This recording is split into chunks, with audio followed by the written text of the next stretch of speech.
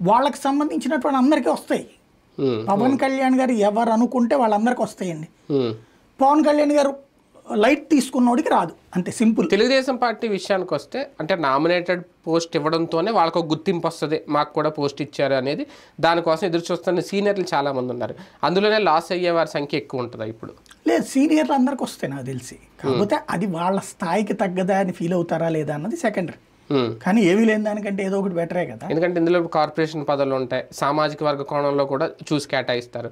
అలా కేటాయించినప్పుడు ఓసీ వర్గానికి సంబంధించి కొంతమందికి పదవులు రాకపోతాయా?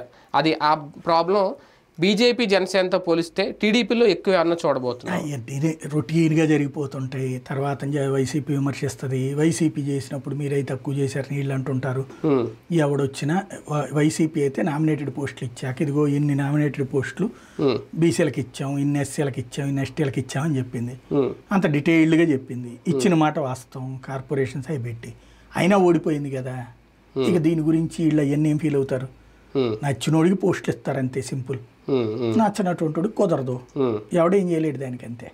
మేబీ నేను అనుకోవడం ఏంటంటే జనసేన ఎమ్మెల్యేలు ఉన్నటువంటి చోట్లన, అట్లాంటి చోట్లన, జనసేన బీజేపీ ఉన్న చోట్ల వీళ్ళు